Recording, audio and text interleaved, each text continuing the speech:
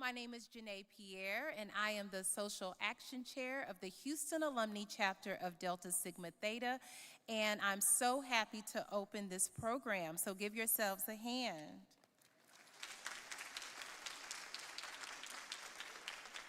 I'm going to ask if we could progress to the next slide. If for whatever reason we did not capture your registration coming in, which means you got past us and you don't have a wristband on, if you could please scan this QR code really quickly so that we can capture your information. We would really appreciate it. So we'll just give a couple of seconds for you to scan that if you do not have a wristband on. Thank you. And as we progress to the next slide, I'd like to go over the agenda very quickly. You are hearing from myself, Janae Pierre, and then I will have the pleasure of bringing on Dr. Anitra Piper. Then we will have a safety briefing by Paulette Caston, and then we will have a prayer and introduction of our moderators. So we should be looking at the agenda on our slides. Thank you. Then we will have a prayer and introduction of our moderator by Dr.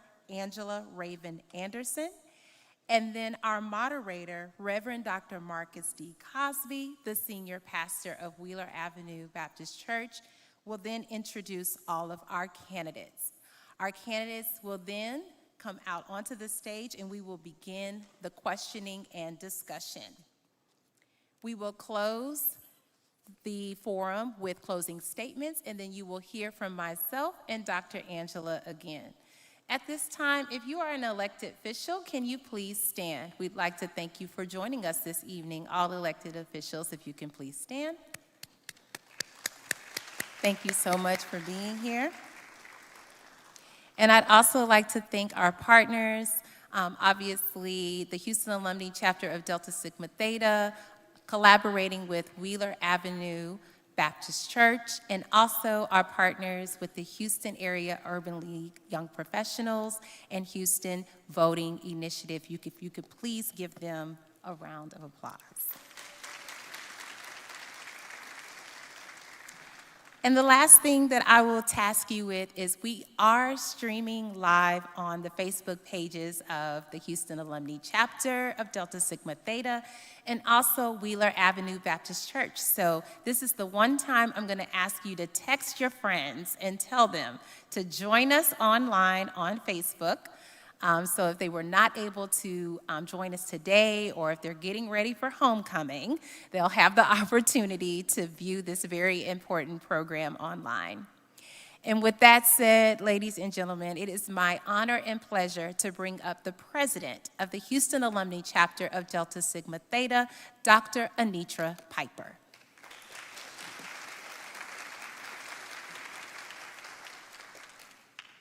Good evening. I am Dr. Anitra Piper, president of the Houston Alumni Chapter of Delta Sigma Theta Sorority Incorporated. Welcome to Crucial Conversations on the Road to the Midterms. We are so glad you're here. We thank Wheeler Avenue Baptist Church for their partnership in this endeavor, and we want you to know it is extremely important for you to hear from the candidates to know where they stand on issues that are important to us, because we vote for those who have our best interests at heart. Thank you for coming and enjoy the event. We will now bring forth our emergency response co-chair. I almost said Sarah, but Paulette Caston to bring us our emergency response message.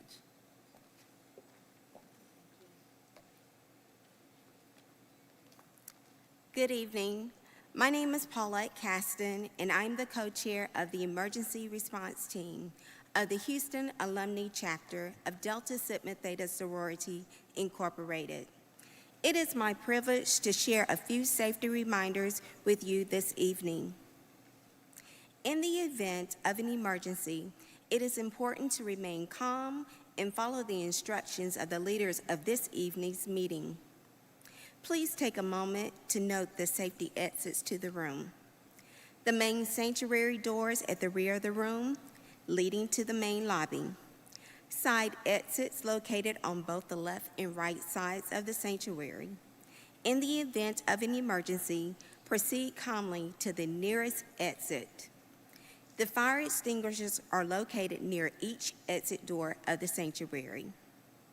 If there is an emergency, dial 911 and provide the name and location of the church: Wheeler Avenue Baptist Church, 3826 Wheeler Avenue, Houston, Texas 77004.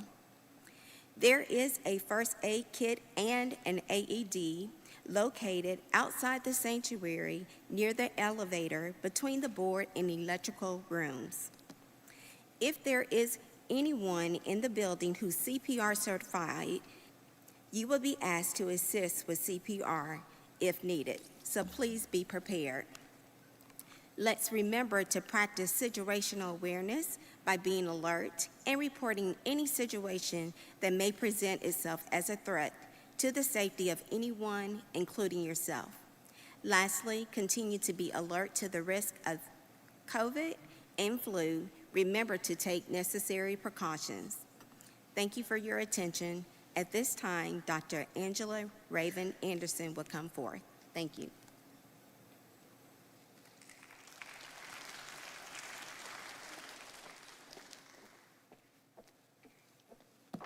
Good evening, everyone. I am Reverend Dr. Angela Raven Anderson, and I have the privilege of serving as the leader of our social justice ministry here at Wheeler Avenue. And on behalf of our senior pastor, Dr. Marcus D. Cosby, our executive pastor, Reverend Alexander E.M. Johnson, I want to say welcome to each and every one of you back to the campus of Wheeler Avenue for our third Candidates Forum. We are so delighted that you are here to join with us tonight in our in our crucial conversations, the road to the midterms. We are so grateful that you have taken time to be here tonight. We gather not only as voters, but as neighbors, as believers, and as partners in the ongoing work of justice. This is more than a political moment. This is a sacred moment, a moment where faith meets action, where community meets conviction, and where hope meets responsibility. Tonight, we come to listen, to learn, and to lean in to conversations that matter. Because what happens in this district, in our neighborhoods, our schools, our streets, deeply matters to all of us. And as people of faith, we believe our civic duty is part of our spiritual calling to seek justice, love mercy, and walk humbly with our God. So again, thank you all for showing up. Thank you for caring, and thank you for being a part of the movement that keeps our community strong, engaged, and full of purpose. So let us now pray. Gracious and eternal God, we pause tonight, first of all, just to say thank you. Thank you, God, for this day and for this gathering of hearts and minds who care about the welfare of your people. Lord, we invite your presence into this space. We ask that you bless this forum, bless each candidate who will speak and each voter who will listen. Grant them all wisdom, clarity, and courage. Help us to remember, oh God, that leadership is service, and service is love in action. May our conversations tonight be seasoned with grace and guided by truth and anchored in justice. Remind us that our voices have power and that when we speak with integrity and act with compassion, change can truly happen. Now, Lord, let your spirit rest upon this place. Let understanding rise, let unity grow, and let everything we do bring glory to your name. And it is in the mighty, matchless name of Jesus we pray. Amen. It is my great honor and joy to introduce you all to our moderator this evening, a man whose leadership, preaching, and prophetic voice have touched not only this congregation, but the city, the nation, and indeed the world. The Reverend Dr. Marcus D. Cosby serves as the senior pastor of Wheeler Avenue Baptist Church, succeeding our founding pastor, the Reverend Dr. William Alexander Lawson, and he is continuing a legacy of faith, scholarship, and social justice. A proud native of Chicago, Dr. Cosby is a gifted preacher, teacher, and a visionary leader who has guided this ministry with wisdom, compassion, and courage for over 2 decades. Under his leadership, Wheeler Avenue has continued to be a light in this community, building faith, transforming lives, and speaking truth to power. He is a devoted husband, father, and grandfather, and a faithful servant of God whose passion for preaching and God's people is evident in everything he does. Family, friends, and neighbors, please join me in welcoming our moderator this evening, the Reverend Dr. Marcus D. Cosby.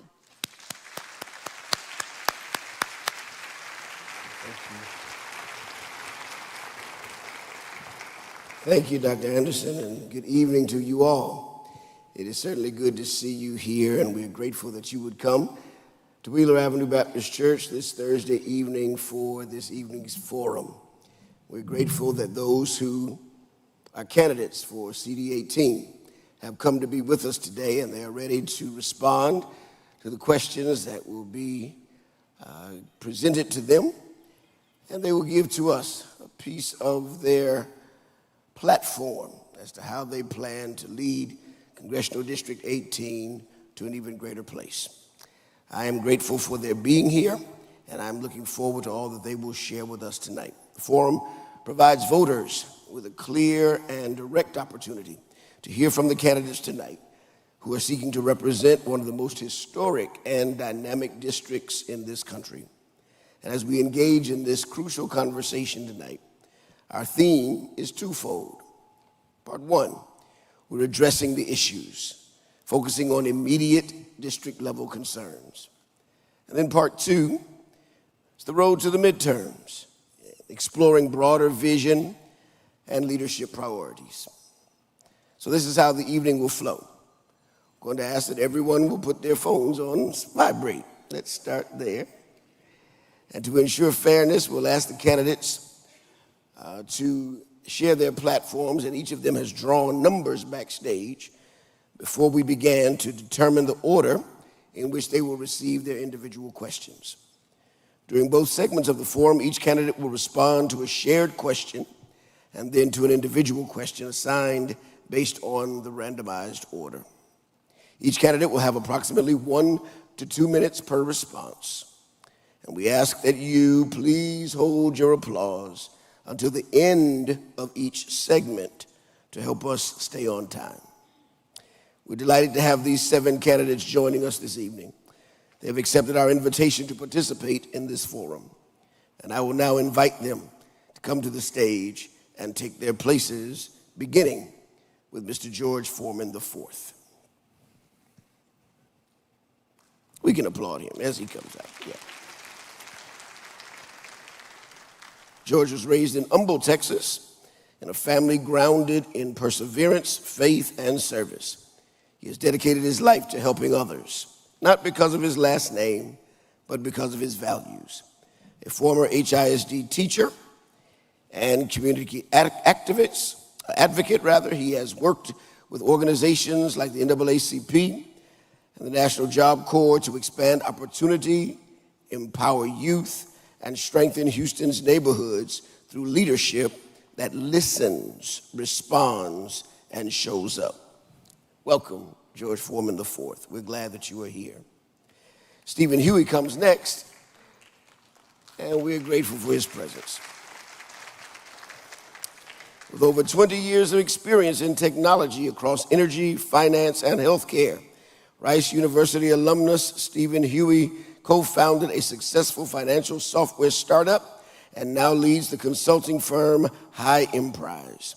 Now he's ready to bring his extensive industry expertise, proven ability to collaborate and build coalitions, and faith-driven values to fight corruption, protect the vulnerable, and deliver practical economic solutions that strengthen our community and improve everyday life for all Texans. Thank you, Brother Huey. We are glad that you are here. Third, Mr. Christian Menifee comes to share with us today.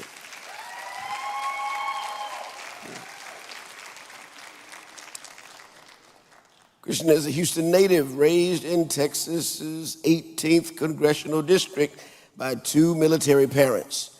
He became the first in his family to graduate from college and went on to make history as the youngest and first black Harris County attorney.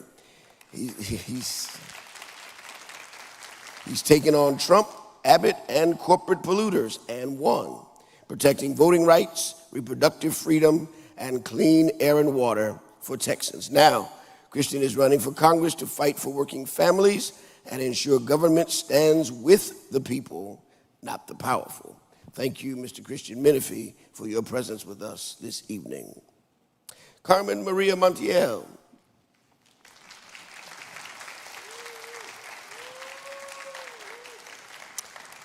Carmen is a proud conservative and Venezuelan American.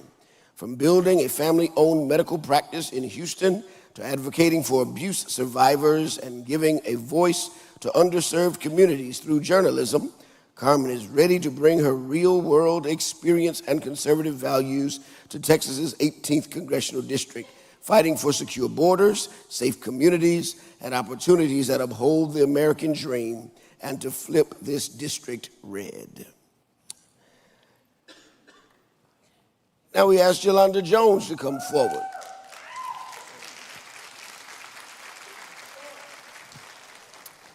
Republicans may have broken our government, she says, but they can't break Yolanda Jones. Rising from poverty to the Academic All-American Hall of Fame, Yolanda built a career as an attorney, reforming the criminal justice system, and served her community as a city council member, school board member, and now as state representative for Texas House District 147. Authentic, unafraid, and relentless, she fights every day for affordable health care, quality schools, safer communities, and to defend our democracy from Donald Trump and MAGA extremism. Thank you, Ms. Yolanda Jones. Amanda K. Edwards comes now, and we are grateful to welcome her as well. Amanda is an attorney, nonprofit leader, and former Houston City Council member at large position 4, dedicated to empowering communities through innovative solutions, civic engagement, and public service. She is the founder of the community-based solutions firm, board president of Be the Solution Community Empowerment Organization, and has led major initiatives such as the city's Technology and Innovation Task Force and the Business Ecosystem Alliance to expand access to capital for women and minority-owned businesses. Amanda Edwards is dedicated to building a community where everyone can thrive. We welcome Amanda Edwards. And now finally, Mr. Isaiah Martin.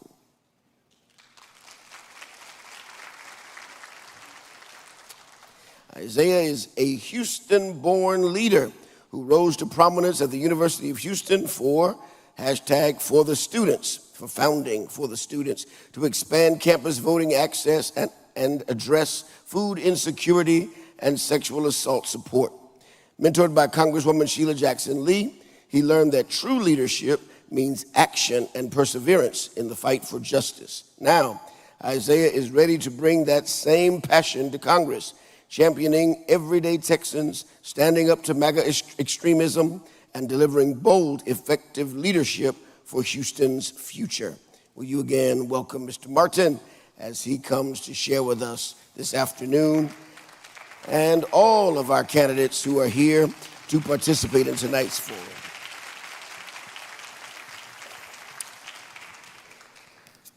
We've gone through some significant ground rules, and we've informed all of the candidates of the way that we will be governed this evening. And so I begin with a focus on the urgent issues facing District 18, from health care to housing. We'll begin with a shared question that all the candidates will answer.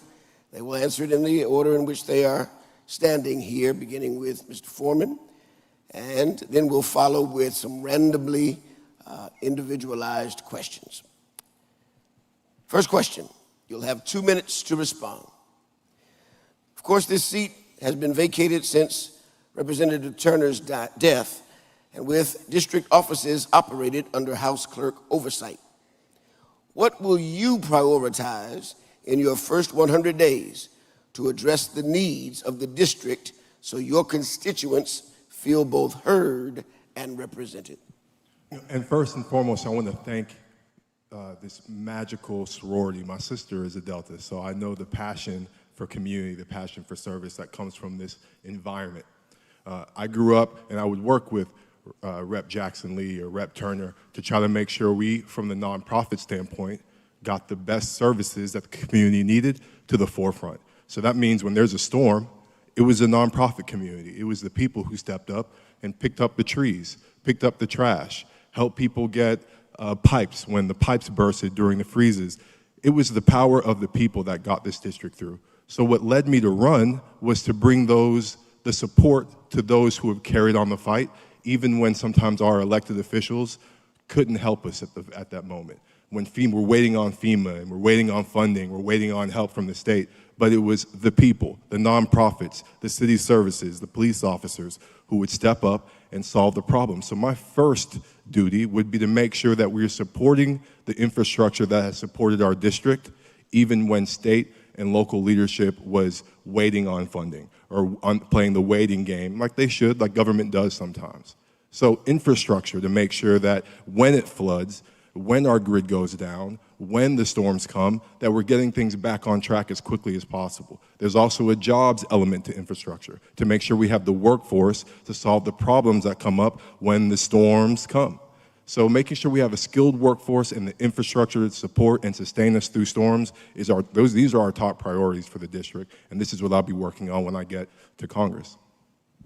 Thank you so much. Mr. Huey. I'm very happy to be here. The priority I would choose, because there are many pressing issues, it hasn't changed in many, many months now. And I'm encouraged that there's some work right now. Some people are talking about reversing some terrible cuts to our district. The healthcare cuts, food assistance cuts, these kinds of things are reckless and cruel. I have had many arguments with people who, I understand their concerns, where they're coming from, all the money in the federal government, and they feel like maybe there's some fraud here and there, and we got to cut that down. But I'm a data-driven person. In my entire career, I've had to make data-driven decisions. We have the technology to kind of drill down and identify things like that. That should not be the concern. We should actually make sure that if we're going to do anything like that, it needs to be a long-term strategic plan. And it's extremely reckless to risk the health of so many people. In our system, in our justice system, you're innocent until proven guilty. Not all countries have that. It's a privilege to have that here. And in the same way with other things, benefits that people in need, we should consider them innocent until proven guilty. And so I've had some terrible arguments with people. I try to be respectful of their position, but it's just a very urgent need. And so I've been encouraged recently in the last few months, even though in the spring some Republicans were saying they were not going to fall in line, they were not going to give in, and then one by one they fell. That was extremely discouraging. But lately, some of them are realizing that their own district that may have Trump supporters are going to be negatively impacted by these. So it's encouraging to think that in the first 100 days, if I and others are joining together, we can make a push for this. We can reverse course before it's too late. It's very important for the health and safety of many people in our district. Thank you. Thank you. Mr. Menifee. Good evening. I'm Christian Menifee, and I'm running for Congress because it was a thoughtful, a compassionate, a helpful government that gave me my first shot at the American dream.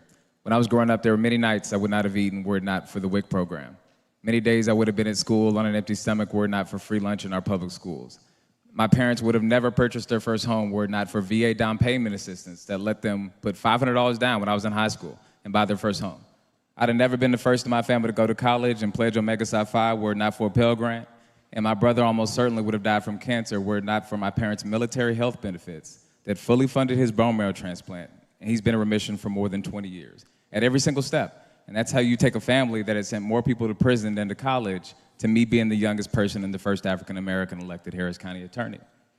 And in that job, when I look up at Washington, D.C. right now and I say we have a president that's cutting SNAP benefits, we have a president that's cutting Pell Grants, we have a president that's deporting U.S. citizens, a president that's laying off hundreds of thousands of federal workers. I couldn't sit idly by while this president and the Republican majority in Congress tries to dismantle our democracy. As the county attorney, I've had one simple rule. I don't care if you're in the governor's mansion, if you're in a corporate boardroom, or if you're in the White House. If you come after the communities that I love, I will see you. And every single day in this job, we have stood up to the powerful. We have sued Greg Abbott, we have sued Ken Paxton, we have sued Donald Trump, and we have beat them to restore health care programs, to protect our voting rights, to ensure that every single vote is counted in our elections. So in my first 100 days in Congress, I'm gonna be on the exact type of time, doing every single thing I can to protect the communities that I care about, making sure that we have sidewalks in every last one of our communities, that we're bringing in flood and infrastructure dollars to ensure that we are mitigating against the impacts of flooding, and making sure that everybody in this country has access to health care like my brother did, because I don't believe that any person in our country should have to choose between life-saving treatment and putting food on the table. I'm Christian Menifee, and I look forward to the conversation tonight. Thank you, sir. Ms. Montiel. Well, first of all, it's a pleasure for me to be here today. I am a legal immigrant. I came as a student to United States, and while I was here, Venezuela, the country I was born, started to go to the left. And as it went to the left, my possibility to return to my country of birth when I have promise of jobs, much better jobs than the one I had, failed. So for years, I've been seeing how this country is moving to the left because I see the same signs, and that's what I decided to run for office. I'm not a politician. I'm a businesswoman, former journalist, and I already have bills in place to act in the first 100 days. I have a bill ready to audit the billions of federal money that had been allocated for the city of Houston and Harris County that nobody knows where it is, and it can solve the infrastructure problem, the drainage problem that is flooding our cities, and the housing problems, is especially to help Title I people. Also, we need to use opportunity zones that will bring investors, and investors bring jobs, jobs bring more housing, improved education. I have another bill ready to introduce that is called HEMRA, which is Houston Electrical Infrastructure Modernization and Resilience Act. We need to improve our electricity. It has become a custom that whatever rain happen or flood or freezing, the whole city of Houston paralyzed because of the electrical infrastructure. We need to fix that because in the meantime, we have problems with the hospitals and people die. We have problems with our elderly, and we have problems with very poor people that lose the whole food that is in the refrigerator. So I have 3 bills ready to get to action as soon as I get to Congress in the first 100 days as your Congresswoman. Thank you. Thank you, ma'am. Ms. Jones, it's on. It's ready. Oh, okay. My name is Jolanda Jones, and I'm the state representative for House District 145. I don't just talk about these issues that I will work on in the first 100 days. I've lived them. When my father took his life after the VA failed him, that made me determined to make sure the Department of Veterans Affairs is adequately funded and held accountable so no veteran or their families are left behind. When my grandmother lost her leg to diabetes and then died because she had inadequate health care, that made me determined to fight to strengthen the federal health care programs that so many of my loved ones have not had. I got my vaccinations, I got my eyes checked, I got my teeth cleaned at the City of Houston health clinics funded with federal dollars. That's why I'll fight to make sure that community health clinics are fully funded and accessible to everyone because they save lives.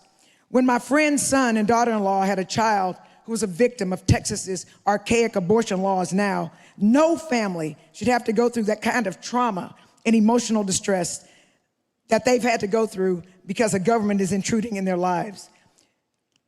When I fled this state running from the FBI and the Texas Rangers to fight for voting rights, we shouldn't have to do that. We should not be taken back to pre-Voting Rights Act and Civil Rights Act. So my first 100 days, I will hold town halls, first of all, to speak with my constituents so that they can tell me exactly what they want to work on. But I tell you what, I will absolutely go after Trump. I will use my 30 years of trial experience. First of all, I will vote no on all his stuff. I will investigate the hell out of him, and I will vote to impeach him because he is underfunding all of the agencies that provide the services that we paid our taxes for. So I hope to increase health care. I hope to get people back on SNAP. I hope to fully fund public education.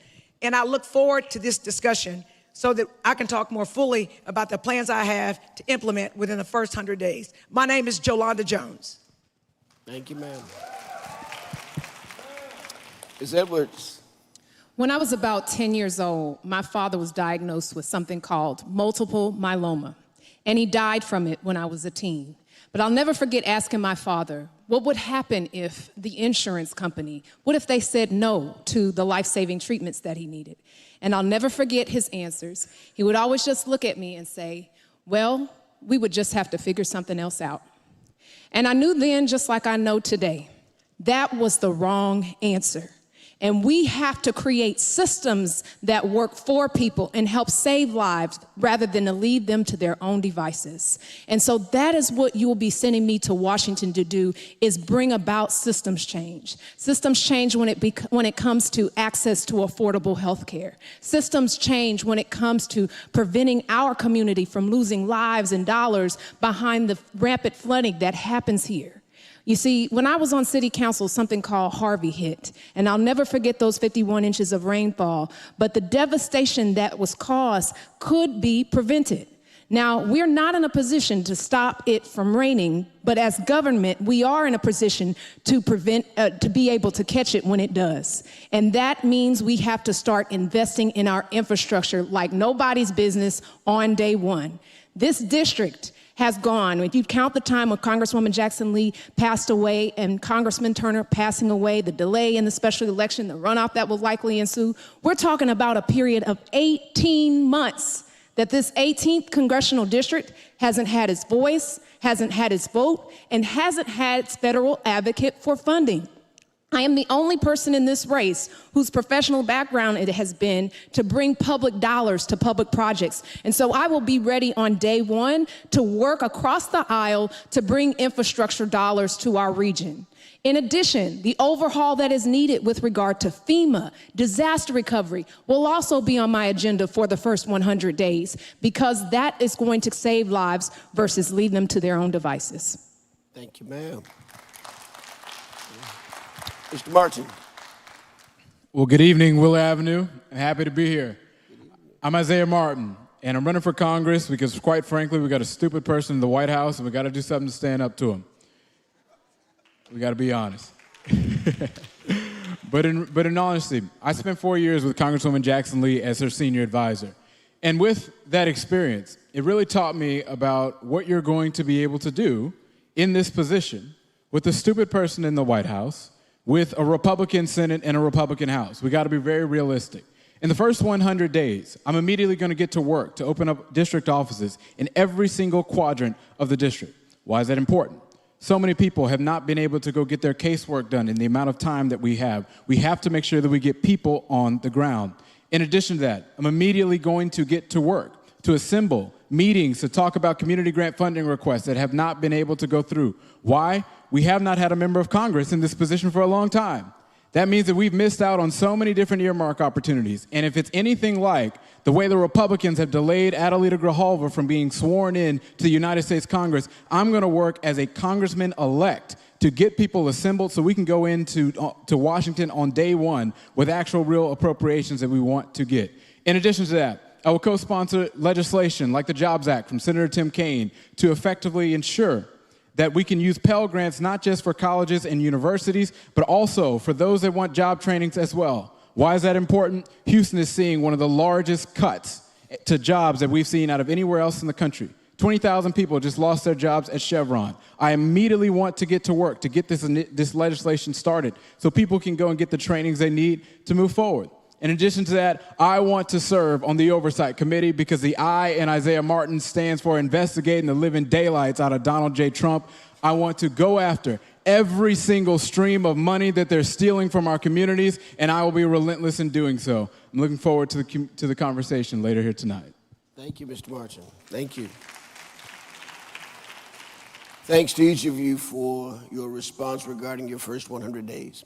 Now, each of you gets your own question, and we ask that you will limit your response to 2 minutes to this question as well. First, Mr. Foreman. District 18 is home to the Texas Medical Center, and in this section, we'll talk a little bit about health care and public health. Of course, the Texas Medical Center is the largest in the world, yet many residents lack affordable health care and suffer disproportionately from chronic conditions. How will you ensure that residents in underserved areas of the district have equitable access to affordable health care, preventive services, and mental health resources? There's a powerful word that was in that question, equitable access. I think that's such a huge detail, so I'm going to start with that. When someone walks into a doctor's office, they want care. They don't want to be asked too many questions other than the questions that lead to their quality of care. So making sure that we have the best skilled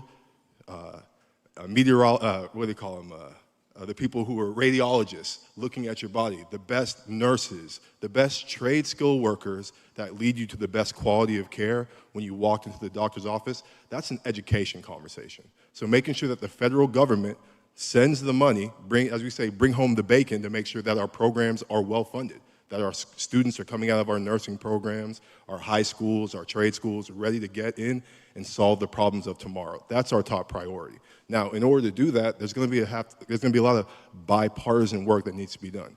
As we've heard today, there's a lot of Republican House, Republican Senate, even the Supreme Court seems to be heavy leaning. So we need the best diplomats who understand the healthcare administration process to go in and bring the resources back home. So sending people that are going to go and throw stones at leadership is probably a great way to make sure that the best quality of care doesn't come back from Washington, D.C. So I'm going to make deals. It's my job to make sure that I get to the Oval Office to bring the bacon home. My dad had an idea called the shotgun strategy. When it's time to bring home the food, you don't just go out with a straight shooter, because if you miss, you bring nothing back home.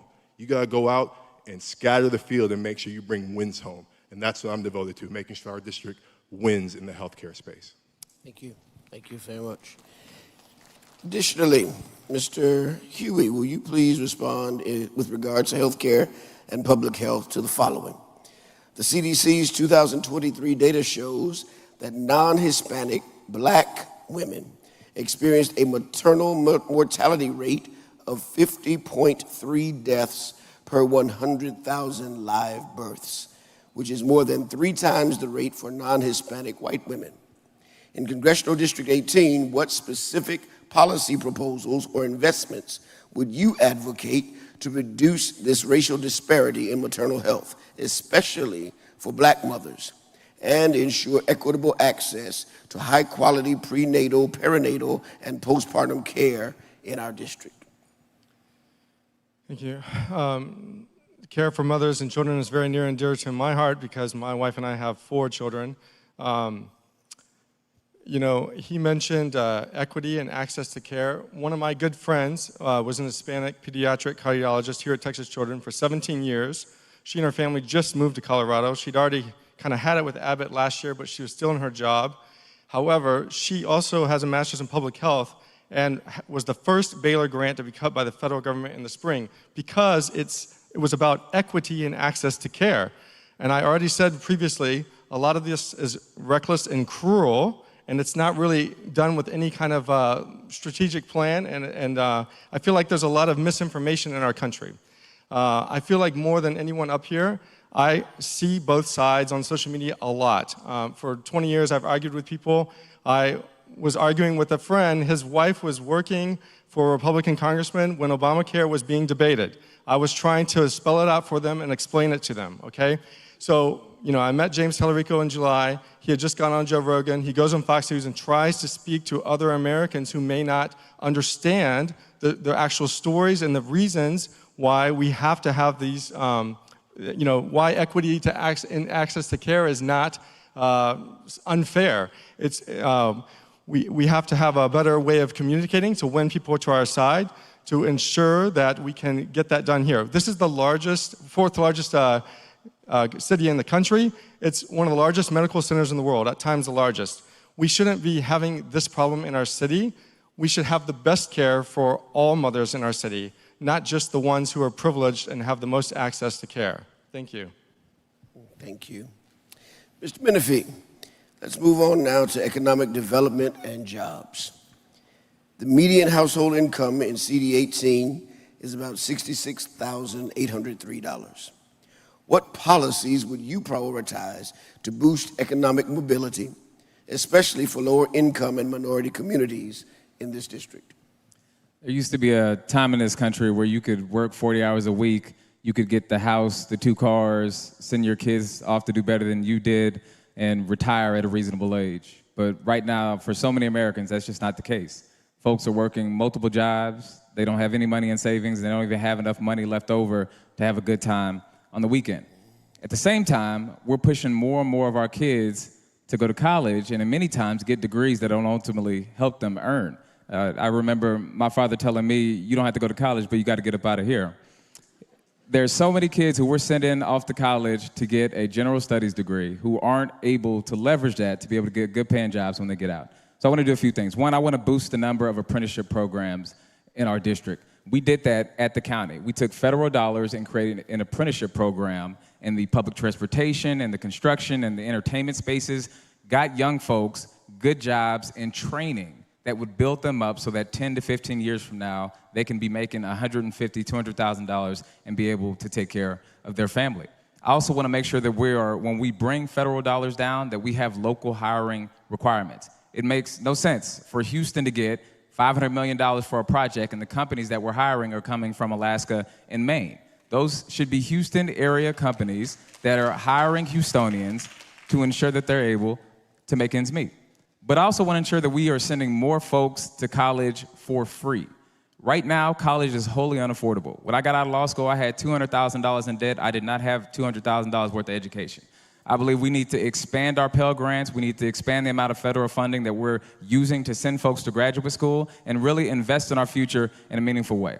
But we don't get there without having strong unions. My grandfather was a longshoreman right there at the Port of Houston, passed away on the job, and it was the union that came together that helped take care of his family. And I will tell you, alone in the workplace, you have no power, but collectively, there is real power to ensure that you're properly compensated. Thank you, sir.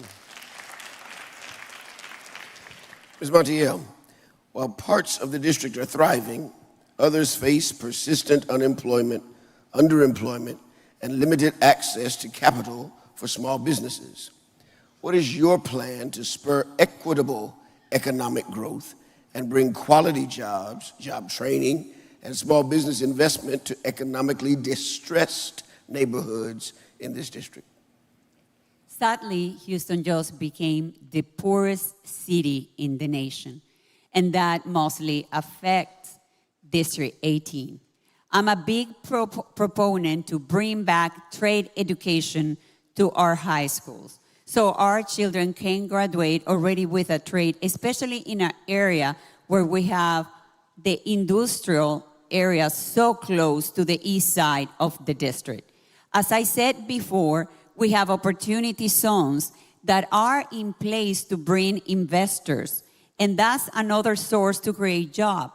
As I said, investors, yeah, they get benefit, it's lower taxes, but that will bring money to the city, will create jobs to the city, as a result, as I said before, housing and better education. I believe we also need to invest in trade education for adults, as I believe we need to also solve the problem of our homeless with the so many empty buildings and warehouses we have in the district. We can refurbish them, bring them housing, provide them with trade education so they can join the workforce again. One of the things the tariff is doing is forcing jobs back into United States of America. And we need to keep on doing that because the world is getting rich on our children's back.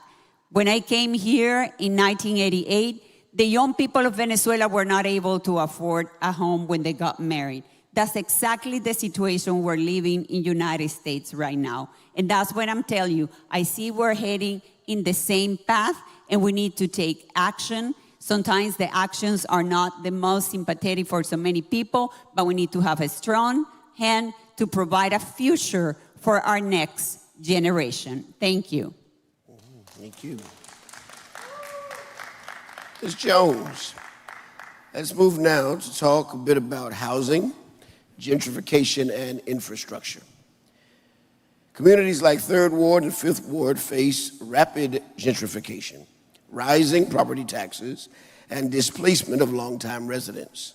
How will you balance economic growth with affordable housing protections so that families who built these communities are not priced out of them? I live in 3rd Ward.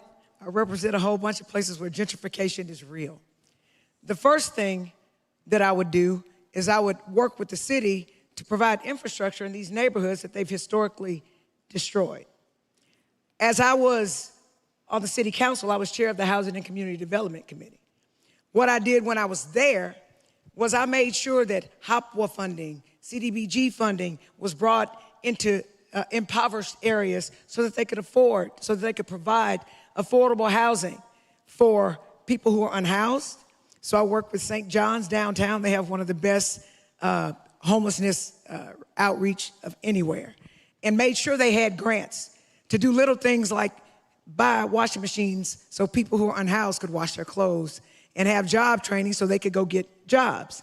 I also provided HOPWA funding, which is housing opportunities for people with AIDS, so that people who are sick have all the services they need within those housing opportunities. On city council, I amended chapter 42. And what that did was it stopped the building of McMansions if people on the street did deed restrictions or minimum lot size and setbacks so that people could not come and change the character of their neighborhoods. I fought developers to make them have to put detention and retention on their property. And I also put in chapter 42 where they had to have sufficient on-site parking so that they don't bring our neighborhoods down. And finally, as a state representative, I voted for property tax relief so that we get credits towards our property taxes so we don't pay as much. So again, in our neighborhoods, they're under attack, and I want to make sure that we can afford our taxes, and we can afford to rent as well, because not everybody is a homeowner. Thank you, ma'am. Ms. Edwards, the district includes parts of Houston and unincorporated areas. Transit, infrastructure, and housing quality vary greatly. What federal investments or policies would you support to improve public transit, roads, broadband, and affordable housing in District 18? When I served on Houston City Council, I happened to be the appointee to the Transportation Policy Council for HGAC, which is the entity charged with the responsibility of bringing federal dollars to our 8-county region for transportation. And doing that work, I led the High Capacity Transit Task Force because I knew that we had a crisis brewing on our hands. Imagine this, in the next 20 years, we are anticipating the growth of our 8-county region by increasing it by 4 million people. But yet, our infrastructure investment in preparing to prevent this crisis is insufficient.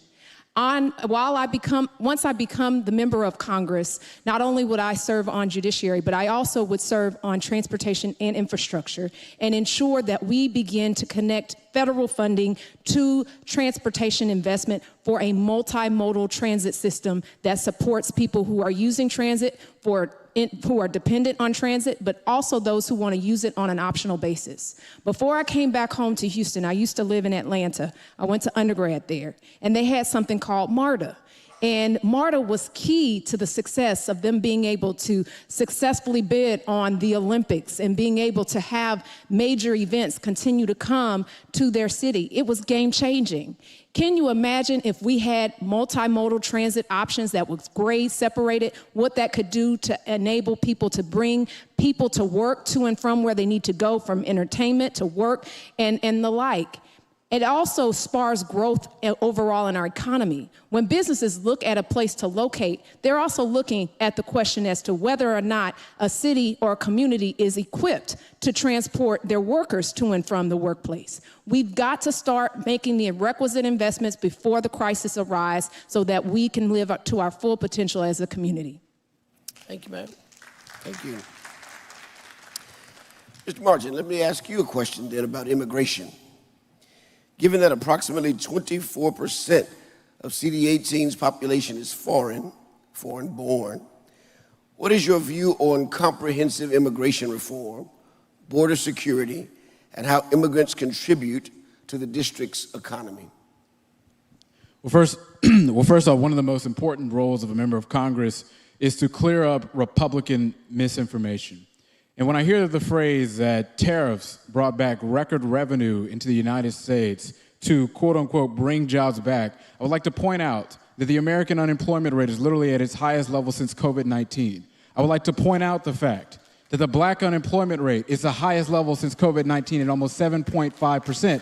I would like to point out that the Gen Z unemployment rate is one of the highest as well. Also, if you look at the district, those that actually graduate, literally less than 65% of the people that graduate from high school in the 18th congressional district go immediately to high school, to college, or to the military or full-time unemployment. So you don't know what you're talking about. In addition to that, when I hear the phrase that trades, maybe if the stupid Republicans didn't go get a surplus of more than $25 billion that they literally use to defund our neighborhoods in every single aspect that we have, maybe we would have trades inside of our school like we used to, because Republicans have been running things for 30 years.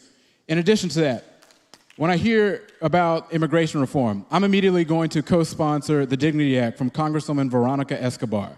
This is going to allow for so many of those that are immigrants in this country to get citizenship. In addition to that, I do not support the ridiculous ICE raids that they're using to abduct people's abuelas that are hardworking in this country, that have not committed a crime. I do not support such a thing. Because if you really want to be honest, all the money that they're using to terrorize our neighborhood could be used to put trades inside of our schools, to fully fund our neighborhoods, to make sure that our schools can adequately educate our children. That's the conversation that we should be having. So I'll be working to make sure that our immigrant communities are protected. I will be on the front lines, whether that's going in to do federal oversight myself over all these facilities that they have. I will be on the front lines, but I refuse to allow these Republicans to spread disinformation into our communities. Thank you, sir. Thanks to each of you for your responses to these very significant questions with regard to the crucial conversations of our time. Let's take a break now. Let you refresh yourself, but we'll ask that everyone will stay seated for these next 3 minutes as we prepare for our next segment, which is the road to the midterms. So if you'll allow us, we have 3 minutes to these candidates to regroup, refresh, and then we'll begin our second portion of this evening's debate. Thank you so much.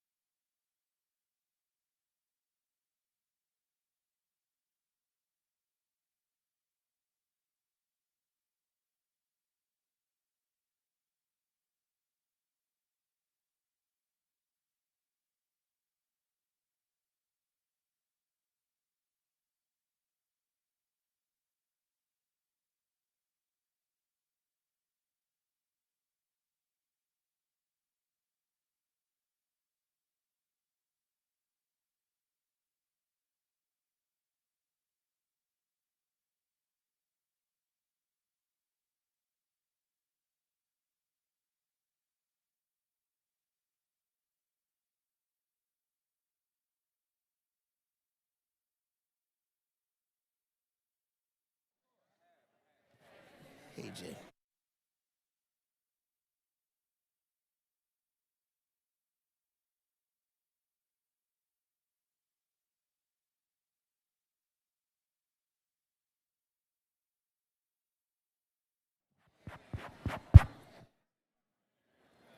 Well, ladies and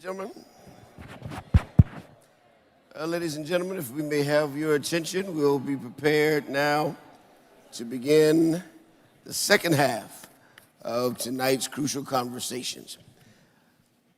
Thank you again, candidates, for your meaningful and thoughtful responses to each of the questions that have been presented to you. Now we move to randomly assigned questions, and you will have 2 minutes again. Well, let's do this first. Let's ask the same question of all of you, and then we'll move to some assigned questions thereafter. For this question, you'll have 1 minute to respond. And we begin to broaden our focus now on other issues that are pertaining to your leadership style and priorities heading into the midterms. Here's the question. Given the current partisan divide in Congress, how would you build coalitions or work across party lines to deliver results for your district? We'll start here with Mr. Foreman. What's unique about me is my background specifically in public policy. I got to take the time, especially in Austin, to do the research, see what the people needed most, gather the data, and then bring it to lawmakers who would then rip it in half and run with the half they like most. And that was the most frustrating thing to me, where it was like, we did the research, we know what the people want, but somehow it becomes partisan when it's time to solve problems. So I bring that background to the forefront, to the issues, to make sure that we learn from others, from the associations, from the nonprofits, from the think tanks, from the researchers who say, no, this is what you need to be doing when you get to the Capitol. This is the bill that we need on the president's desk. And to let research lead, not radicalism or extremism. Too often we let those who are too extreme pick the policies that we lead with, when the logic, the reason, those who have done the research, they often become on the back burner. Or more than anything, they want to stay out of it. Well, no, I want to bring education and logic to the forefront of our problem solving. Thank you, sir. Ms. Huey. Yes. So I mentioned that I feel like I'm pretty unique up here, and just in terms of how much heat I've taken for voting for Obama a long time ago from some friends and some relatives. But throughout my life, I feel like I've been caught in the middle between both sides. Friends on both sides, and a lot of people not understanding each other, and it's worse than it's ever been before in this country. Obviously, social media and all these things play a factor, but kind of coming from where I understand where everyone's coming from, I feel like, yes, we can try to go, make some fiery C-SPAN speeches and whatnot, but most of the work is going to happen behind the scenes. Senator Murkowski, the Republican, in the spring was saying they were all scared. I understand what posturing they have to do, and I know most of the work is going to be in committees and behind closed doors, and I aim to bridge that divide. I feel like James Talarico has already been doing a great job of trying to speak to the other side and try to explain why our policies would benefit them. I work across the aisle in Congress the same way that I've done as county attorney, by building interpersonal relationships with folks I can work with. When a large company was trying to expand a landfill more deeply into an African-American neighborhood on the north side of town, I teamed up with a Republican county commissioner. We fought back and we blocked that expansion. When cigarette companies were trying to get our kids hooked on vaping, I teamed up with the Republican Attorney General, who shall not be named, sued the companies, and we got millions and millions of dollars right here from mitigation programs. There are some issues that are just not partisan. Flooding is not partisan. Taking care of our kids should not be partisan. But the other side of that is right now Republicans are trying to eviscerate there being any bipartisanship in Congress. There's a case that went before the United States Supreme Court just this week that will make it so that Section 2 of the Voting Rights Act no longer exists, and folks are able to draw black folks completely out of districts across the entire country. I look forward to doing every single thing I can to help pass the John Lewis Voting Rights Advancement Act to make sure that the Republicans in Congress are the ones that I can work with. Ms. Montiel. Thank you. I am in a very good position because as the majority, I'm going to be able to advance any bill or request for the district. Also, I need to work with my fellow Democrats as the city is under control of the Democrats. At the end of the day, we're all Americans. And at the end of the day, we're all people of faith. And we can just have a come to Jesus time and realize that all it matters is the benefit of the people of the district, is to improve the life of all of us and to create future for our children. I know there are many of my fellow Democrats here that I know I can work with. For example, Menifee will be somebody I will be able to work great because we get along quite well. And I will do the same with the rest of the Democrats in the city and county, city of Houston and Harris County. Thank you. I will work in Congress like I have as a state rep. Let me be clear. I will not lose my democratic fight for the people principles. So if I have to figuratively bust you in the face, I will, like I did in the quorum break, right? But I will tell you that in an overwhelmingly Republican House, I actually got 3 bills to the governor's desk. One was carried by Senator Joan Huffman. She ain't known for criminal justice reform. One was carried by Republican Mays Middleton. And we worked together because I wanted to get actually innocent people out of jail. And that's why Joan Huffman carried that. I had to convince her to do that. And Mays Middleton thought that local civics is important for kids so that we'll have an educated electorate. So as I was creeping over to the Senate, talking to the Republicans, unbeknownst to other people, the Democrats were shocked that I had those 2 Republican senators carrying my bills. I will do the exact same thing. I'll say this one more again. I will bust you in the face if I have to, but I will work behind the scenes with you when I have to as well. Thank you, ma'am. Ms. Edwards? Yes, ma'am. When I first joined City Council, we had something called a pension crisis on our hands. We had both police workers and municipal workers whose pensions were facing bankruptcy. And that was not an easy issue. And Mayor Turner at the time brought together some of the leaders in a bipartisan coalition so that we could work with the state legislature, so that we could work with our unions, so that we could work with all of the stakeholders who would have to be involved in the shared sacrifice that would allow us to make promises and still keep them for retirees. This is something that required a huge amount of bipartisan collaboration, and I see the opportunity to do the same on the federal level when it comes to the issue of flooding. To date, I have not met a single Republican or a single Democrat that likes to flood. And as a result, that is a space of commonality for our region, unique to this 18th congressional district, that we can come together and address together through infrastructure investment and disaster recovery reform. Thank you. Thank you. Mr. Martin?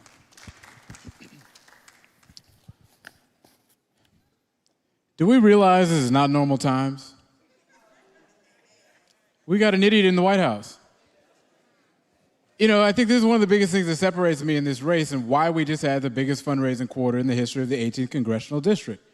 Because Washington, D.C. is not like the county, it's not like the city, it's not like the state, it's Washington.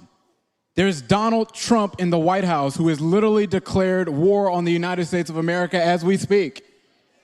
He's doing everything he can to come after every single one of us. So look, I believe that the best bipartisanship is a retirement party for every single Republican member of Congress that's currently there.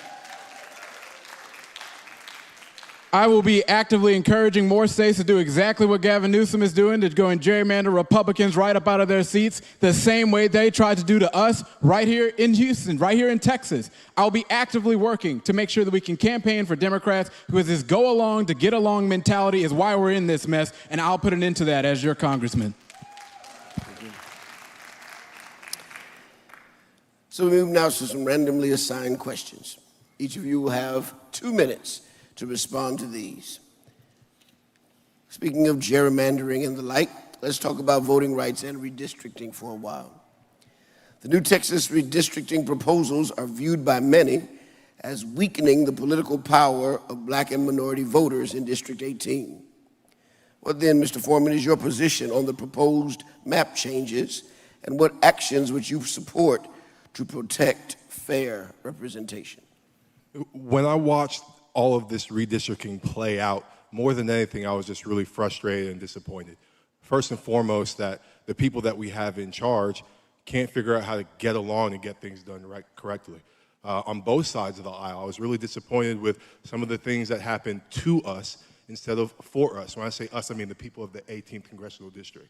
I think it's about time we had a seat at the table instead of just being on the menu when things started getting cut up. So it would be my mission, my passion to make sure that, one, we empower the attorneys of our community to make sure that they can put up the best civil fight in court, and they have the federal, state, local, and people's support to argue whenever there is an infringement upon our rights. So first and foremost, it's about empowerment, making sure that we pull people together. I think about the great Mickey Leland. I think about Thurgood Marshall. They weren't just doing things, they were activating people in their community to make sure they knew that it's not just about me as the elected official. It's about you as the citizen pooling your voice and your resources together to demand action from our elected officials. Now, our mid-century redistricting is really disappointing to see, but that's the position of power in America. This is what it looks like when power reigns, but minority right is also an American issue. So we, the people, have to make sure that those in power understand not to infringe and overstep on our rights and privileges as voters. Now, I think there's also a bit of it that falls onto us as voters. We need to get out and vote, educate ourselves, participate, and make sure that they know, no, we have an active voter base in these communities that we cannot walk over anymore. They're showing up at the polls, they're educating themselves, and they're making demands of us, so we can't just put them on the menu anymore. We must give them a seat at the table. Thank you, sir. Mr. Huey, Congressional District 18 has a proud legacy of electing strong African-American leaders. Yet, voter turnout, especially among younger and marginalized communities, remains inconsistent. As we look toward preparing for midterms in 2026, what concrete steps would you take to expand voter participation and protect voting rights in District 18, particularly in historically underrepresented neighborhoods like 3rd Ward, Kashmere Gardens, and Acres Homes? Yeah, so I've talked to precinct chairs throughout the district, and they have a lot of different theories about what happened last year. I mean, there's some hard data you can look at, but honestly, I feel like I know a lot of people I've talked to just feel like they're allergic to politics, or they don't understand why it affects them. Why should I care? And you've heard me say already, I'm a big believer in the power of story. I feel like we have to give these people, especially young people, more compelling stories than what we've been doing. Maybe it seems like something boring that the old people watch on TV or something like that. And we have to make sure they understand where things have gone wrong in history, especially when you don't, we just saw a full court press over the redistricting, and they moved fast and it didn't stop it. But for years leading up to this, we've had consolidations of power in our state government. And, people in our district, but also across the state, we need to use those compelling stories to explain why this is dangerous if you don't pay attention to what your leadership is doing and they use power for their own ends. We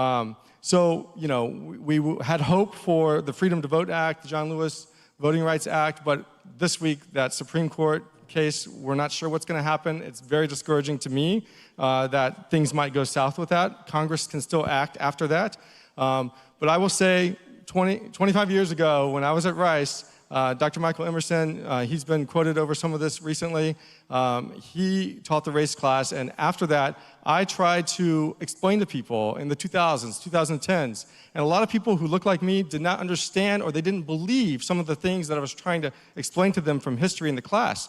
They felt like things were a long time ago, and people walking around today, they didn't realize were affected by all of this. And so honestly, we had to tell compelling stories to the youth in our district, but there's a lot of people, I guess you could say, on the other side that don't understand, and we need to tell them too. Thank you, sir. Mr. Menifee, let's move on then to public safety and criminal justice. Crime is a frequent topic in candidate debates. What combination of federal, state, and local strategies do you support for reducing violent crime, improving policing reforms, and supporting community-based alternatives, for example, violence intervention programs? The first thing we have to address is prevention. You take a group of people, you make them build a country for free, you subject them to Jim Crow, redlining, you block them from all forms of wealth building, from education, you lynch them, and then you put them in small neighborhoods you over-police them, you over-prosecute them, you over-convict them, and then they're overcharged ultimately. I think we need to focus on prevention. That means ensuring that our communities, every single one of them, people have the opportunity to get good jobs, that they have mental health treatment, that we're investing on the front end instead of complaining on the back end. But I also believe in true community policing. That means making sure that the officers that are working in a neighborhood live somewhere in or around the neighborhood. That means making sure that we have true mental health funding for violence interrupters, for alternative programs, so that if somebody's having a mental health episode, we're not sending a police officer with a gun to engage in a violent way, and instead we're sending someone to learn about their situation and make sure that both of them make it home safely. But it's also about reentry. Too many times, we send brothers and sisters to prison and then we completely turn our backs on them.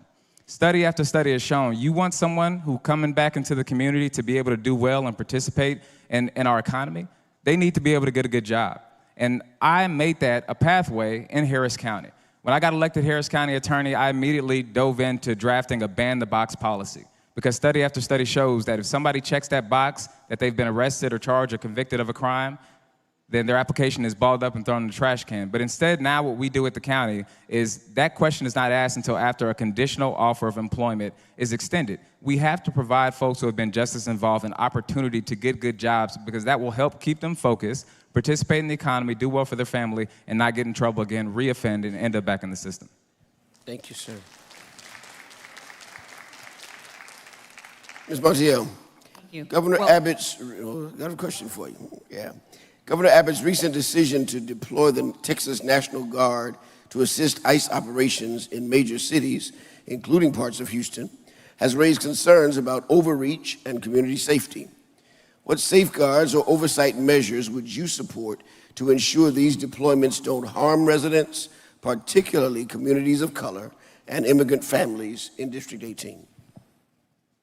Well, as my slogan say, Houston, we have a problem.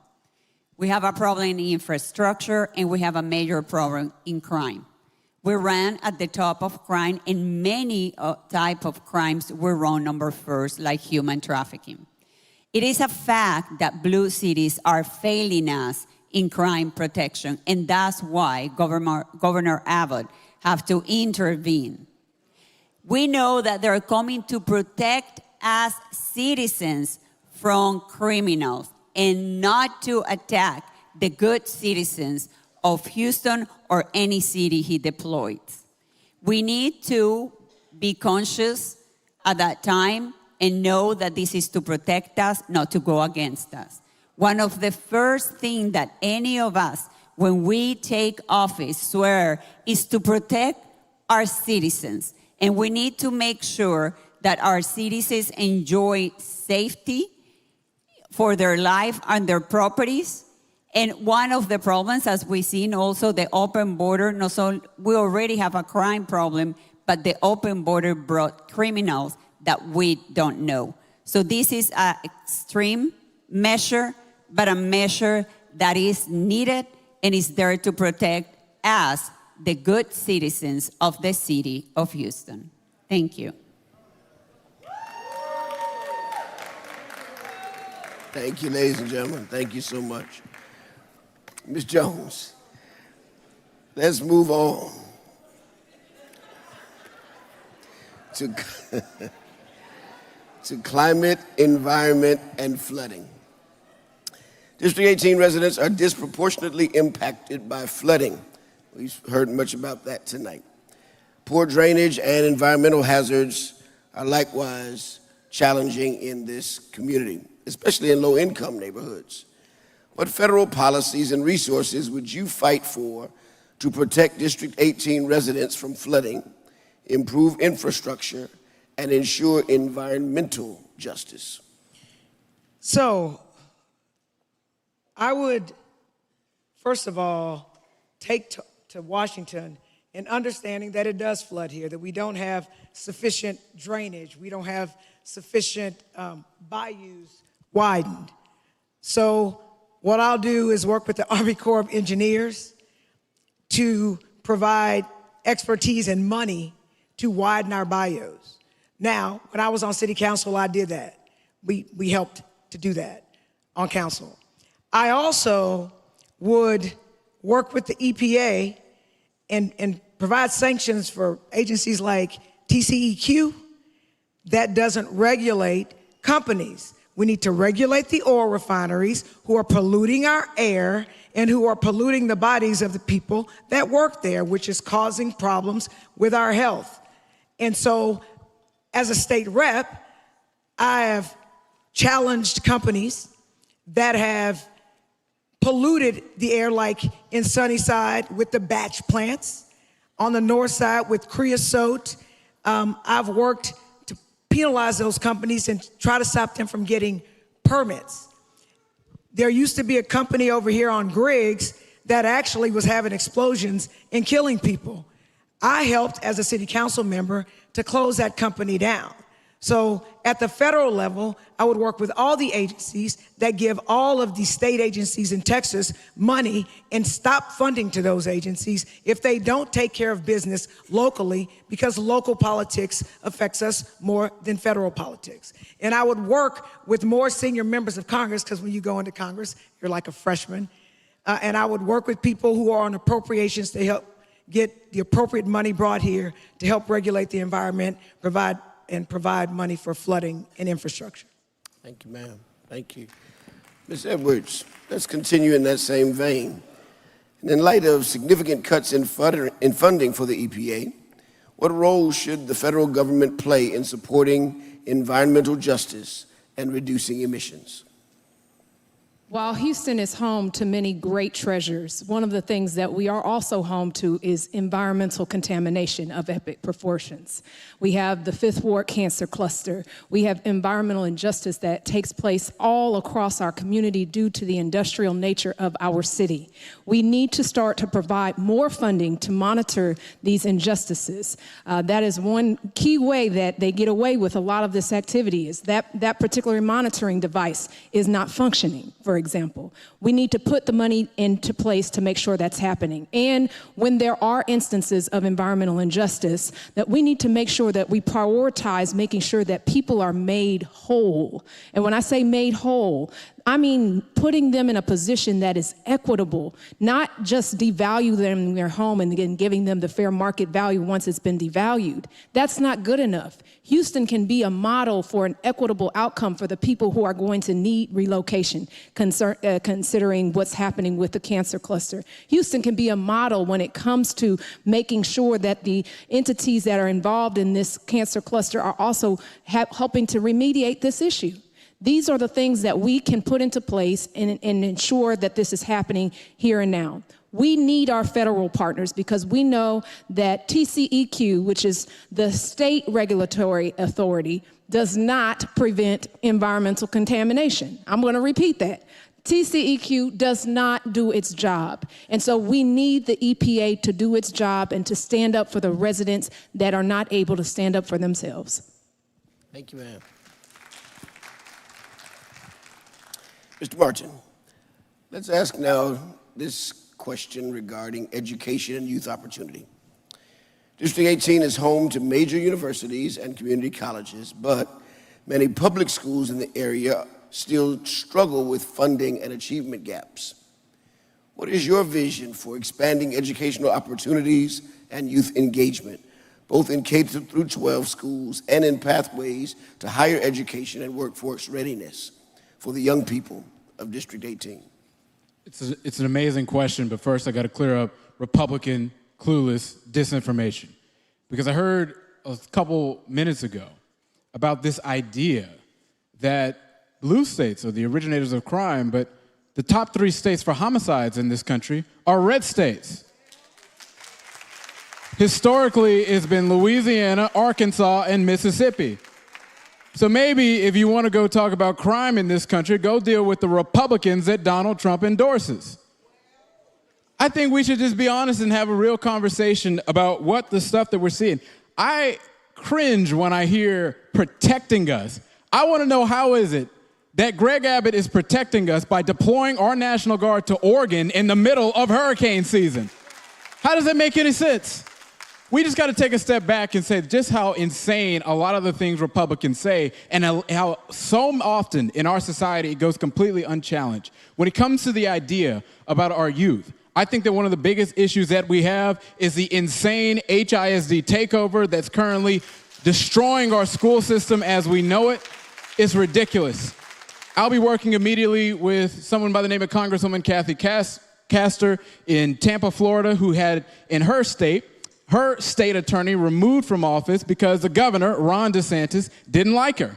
I don't like that. So I want to stop states from having the ability to remove elected officials just because they can. Because what happened at HISD was a deprivation of our voting rights, and we cannot accept it. In addition to that, I will co-sponsor the Jobs Act from Senator Tim Kaine to allow for Pell Grants to be used for those that are in trades as well. I will also push legislation to ensure that we are fully funding our HBCUs because they have been long defunded. And this defunded Department of Education that we currently see in Washington, D.C. is going and destroying that. I'm also going to go put up legislation for when we put back inside of the House to make sure that we can allow students to go back to grad school again with real federal loan guarantees. It's long overdue because Republicans are defunding everything we see. Thank you, sir. But I do want to thank each of these candidates for their responses to these questions tonight. We've come to the conclusion of our time of questions and answers. And so I do want to thank you again for making yourselves available to respond to these crucial issues that confront CD18. As we close, let me ask then that you'll make one final statement of 1 minute apiece and give some reflections to each of us who listens tonight so we will know just a bit more about where you stand and what you want us to remember as we leave this place tonight. Beginning with Mr. Foreman. Well, first I would like to thank you all for giving me the opportunity to come here to this church again.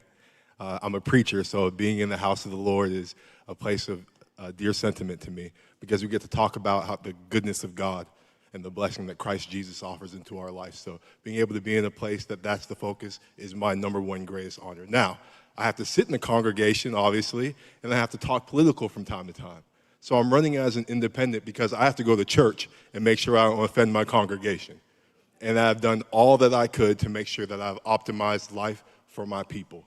So when I'm running for Congress in the U.S. Congressional District, I'm doing it first and foremost for the people, to make sure that we have a voice in the highest seat in the office, to make sure that the greatest country on earth is doing the most it can for those who suffer the most and need the most, because you cannot be successful unless those at the bottom have fair opportunity for success just like those at the top. And that's what this is about for me. This is about bringing opportunity to the average American. Thank you. Mr. Huey. It's a pleasure to be here, especially in the new building. I first came to the old one 25 years ago when I was at Rice.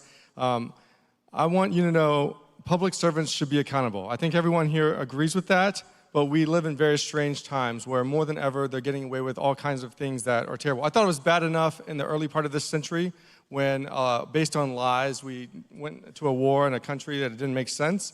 But as a person of faith, I'm very concerned about the way people are throwing around Christian nationalism ideas. I feel like people are not understanding what Jesus was leading his disciples, what he was teaching them.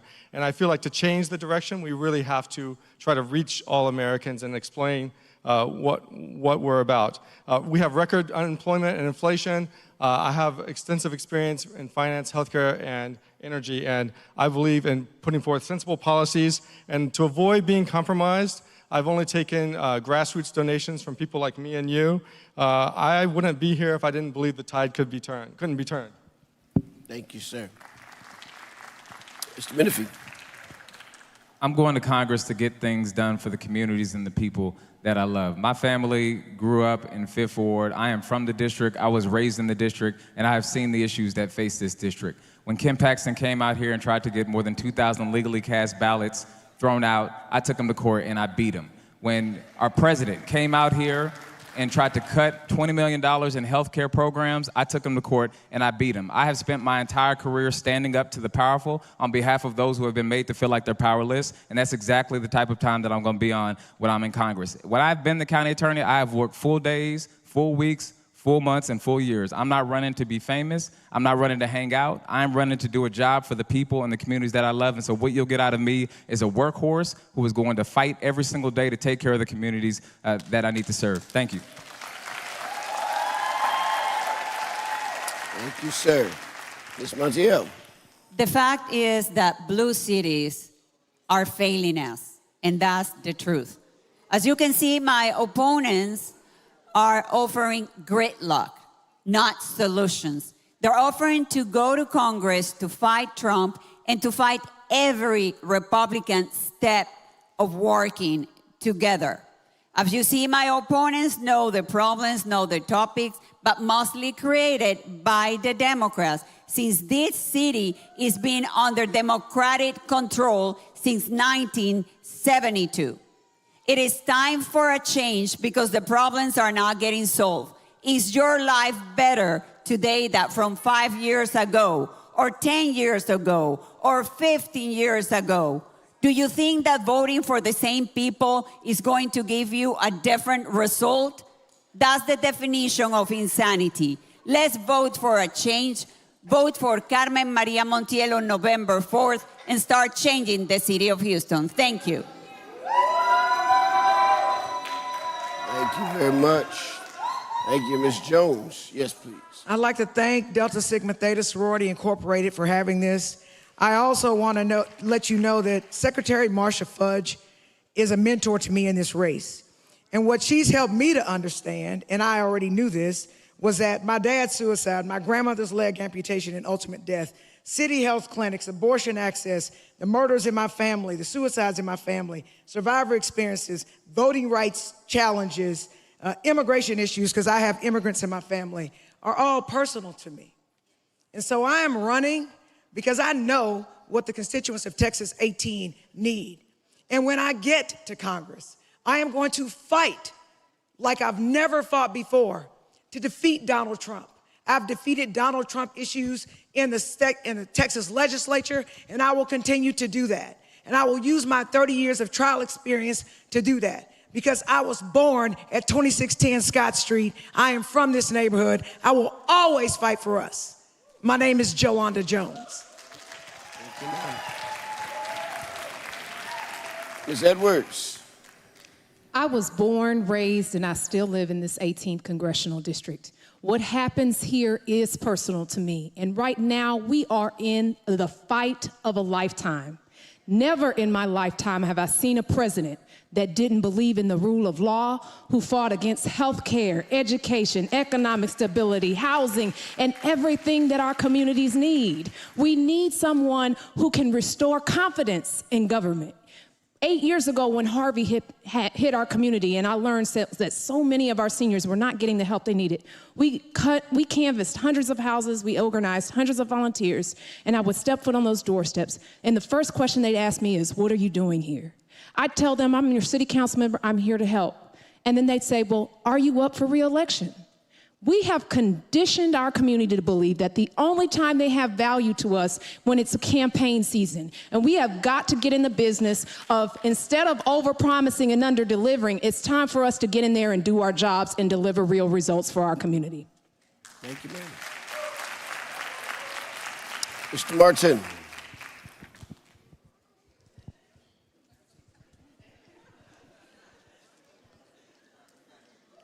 I would like to remind Carmen that the Republicans have ran the state of Texas for the last 30 straight years. So in your words, the definition of insanity is doing the same thing over and over and over again, expecting a different result. Let's talk about the real elephant in the room. We've had a lot of great ideas tonight, and I know that you guys have heard them, but the real problem here is something that nobody else on this stage has talked about: the filibuster. You see, the filibuster is where all good ideas go to die. It is where so many of the bills that have been talked about on this stage can be introduced and marked up, but nothing ever happens with them. We just had a Democratic president who I loved, a Democratic Senate, a Democratic House, so many things we wanted to do, but we could not pass it because of filibuster. I will immediately call on the United States Senate to end the filibuster as we know it, so we can pass voting reform, so we can pass universal health care, so we can pass universal child care, so we can deliver for our district. That's the kind of future that I want to build, and as your next congressman, I humbly ask you for your vote, because we will deliver for the future. Thank you, sir. Thank you. Ladies and gentlemen, will you please give your appreciation to each of these who has shared with us tonight in this crucial conversation.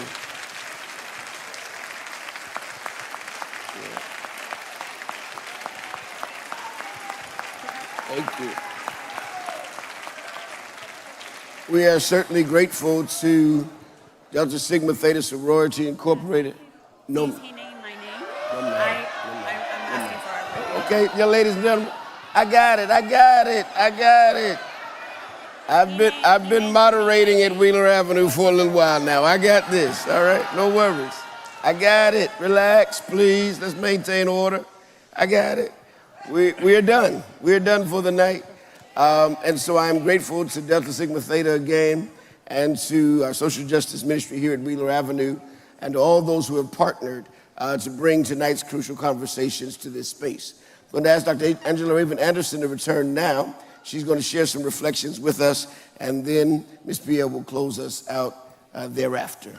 Dr. Anderson, there they are. Yes, ladies, please.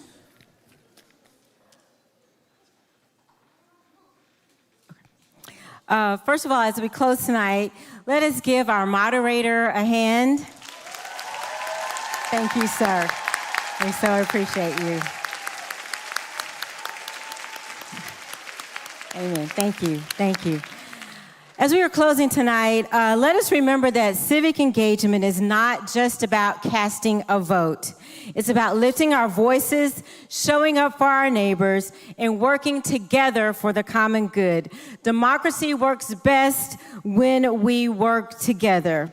So let's leave this place and stay inspired, stay involved, and stay committed to building the kind of community that reflects the highest values of justice, compassion, and hope.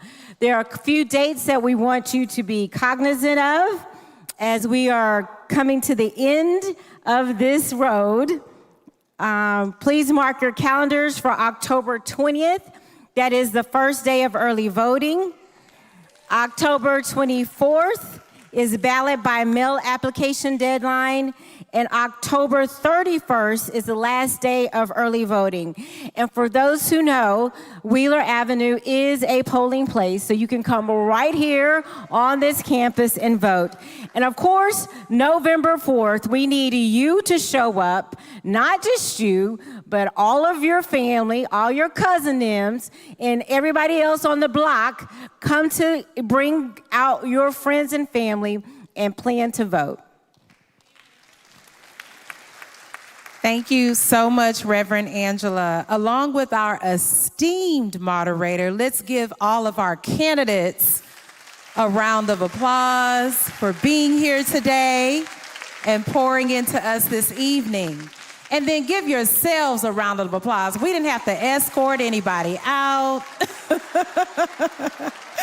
Y'all look amazing, and you did great. I also want to thank the thousands of viewers that joined us online for this important discussion. You will see a QR code on the screens to my right and left behind me. That is a very important code to scan and then share that link with everybody you love and the ones you don't like so much, because that information is important to prepare you for this upcoming election that Reverend Angela just ran down all the important dates. It also includes a very comprehensive voter guide, okay? And you can print that out and take it with you to the poll. Remember, you can have printed documents with you when you go to the poll. We want you to be inspired, as my colleague has said, but we also want you to be prepared and informed. So on behalf of Delta Sigma Theta Sorority Incorporated Houston Alumni Chapter, my president, this beautiful church, Wheeler Avenue Baptist Church, y'all give it up for this church family. We thank you so much for joining us tonight for making a commitment to be involved in civic engagement, and I know we will see you at the polls. Thank you.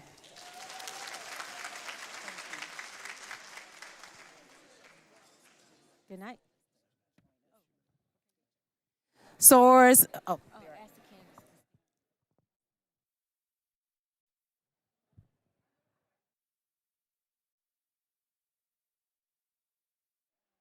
Take a picture.